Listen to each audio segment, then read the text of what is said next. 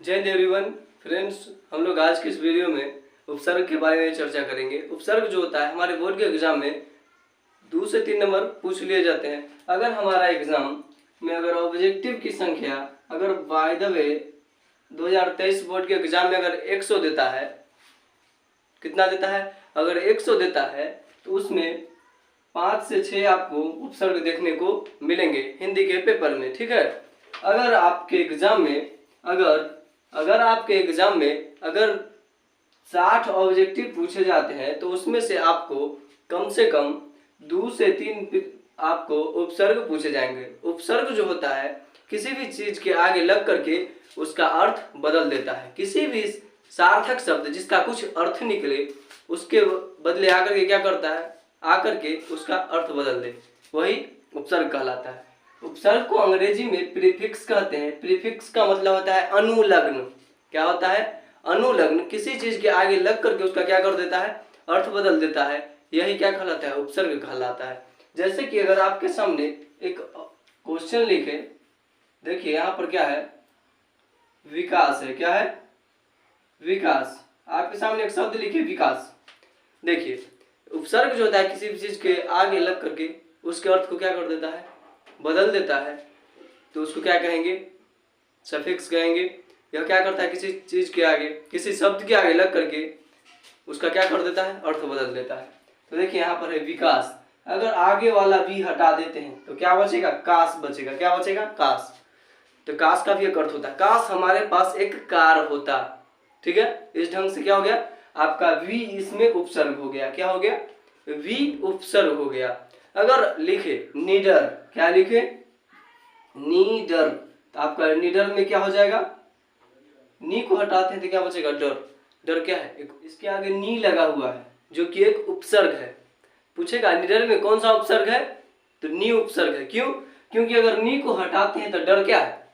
एक फीलिंग को बता रहा है। ठीक है। अगर हम लिखते हैं अतिरिक्त, अतिरिक्त में, अतिरिक्त आपसे एग्जाम में पूछ ले जाए, बताइए अतिरिक्त में कौन सा उपसर्ग होगा? 4 ऑप्शन दे दिए जाएंगे क्योंकि ये जो उपसर्ग टॉपिक से आपके ऑब्जेक्टिव जो आएंगे, सॉरी आपके जो क्वेश्चन आएंगे वो ऑब्जेक्टिव के रूप में ही आएंगे। ठीक है। तो यहाँ पर जो अति होगा आपका क्या हो जाएगा? उपसर्ग होगा। क्योंकि अति को हटाते हैं तो बचता है रिक्त। रिक्त का मतलब होता है खाली जगह। ठीक है।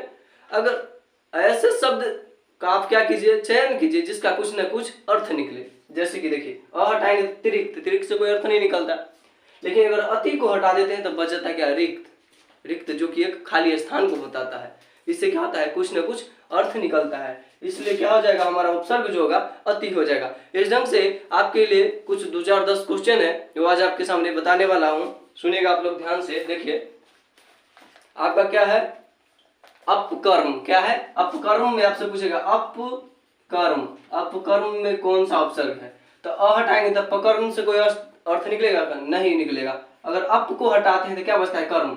कर्म से कोई क्या होता है? काम को बताता है। इसलिए यहाँ पर हमारा क्या उपसर्ग हो जाएगा? अप उपसर्ग हो जाएगा। क्या हो जाएगा? अप उपसर्ग हो जाएगा। इस ढंग से आपको एग्जाम में सुन लेना है और आप अपने इसी ढंग से मार्क्स की ओर इंक्रीज करते हुए आगे बढ़ना है। ठीक है। आगे देखिए अपहरण। क्या है? अपहरण। देखिए अगर अ को हटाएंगे तो अपहरण, हरण से कोई अर्थ नहीं निकलता है। इसलिए अगर अप को हटा देता है निकलता है हरण। हरण का मतलब किडनैपिंग करना। किडनैपिंग क्या है? अपने आप में एक काम को बताता है। इसलिए इसका क्या हरण का अर्थ निकलता है। इसलिए आपका क्या हो जाएगा? अप उपसर्ग हो जाएगा। अब देखिए सपरिवार। क्या है? सपरिवार। अगर हम स को अगर हटा ले तो क्या बचता है? परिवार, जो कि फैमिली के बारे में बताता है। ठीक है। इसलिए इसमें स उपसर्ग हो जाएगा। आपका इस जो उपसर्ग का डेफिनेशन है आपको पहले ही बता चुके हैं। जो उपसर्ग जो होता है किसी भी शब्द के आगे लग करके उसका अर्थ बदल देता है, वही उपसर्ग कहलाता है। और उसी अर्थ को हमको क्या करना है? सिलेक्ट करना है। समझ गए? अब आगे देखिए अगला है क्या? निवास। क्या है? निवास। तो आपको मालूम है ना, अगर नी को हटाएंगे तो वास बचता है। वास मतलब कहीं पर रहना। ठीक है। देखिए अवचेतन। क्या है? अवचेतन। अवचेतन। अगर अ को हटाएंगे तो अवचेतन होगा। तो अवचेतन से कोई अर्थ नहीं निकलता है। अगर अब को हटाते हैं तो चेतन आता है। क्या आता है? चेतन, जो कि एक सार्थक शब्द है जिसका अर्थ निकलता है। ठीक है, देखिए अगला है भरपेट। क्या है? भरपेट। देखिए भ को हटाएंगे तो रपेट, रपेट से कोई अर्थ नहीं निकलता है, लेकिन भर को हटा लेंगे तो क्या निकलेगा? पेट। पेट जो हमारे उदर को बताता है, जिसका एक अर्थ निकलता है। ठीक है, अगला है क्या? अधिकार। क्या है? अधिकार। अधिकार में कौन सा उपसर्ग है आपसे पूछा जाएगा, तो अ को हटाएंगे तो अधिकार, अधिकार से कोई अर्थ नहीं निकलता है। अधि को हटाते हैं तो कार निकलता है, कार एक जो निर्जीव वस्तु है उसका नाम है। ठीक है,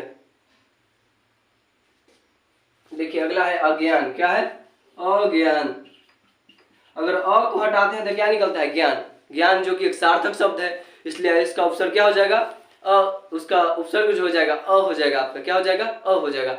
इस ढंग से आप लोग को क्या कर लेना है, इस ढंग से आप लोगों को बोर्ड के लिए हर एक मार्क्स कहीं ना कहीं इंक्रीज करने में आपको ये सहायता करेगा। इसलिए आप लोग हमेशा जो चीज़ सिखा रहे हैं उसको सीखते चलिए, ताकि आपका जो भविष्य है एक सही दिशा में सही ढंग से चल पाए। ठीक है, आप लोग इसी ढंग से मेहनत करते रहिए और जो जो कंटेंट आपके सामने आ रहा है उसको वॉच करते रहिए।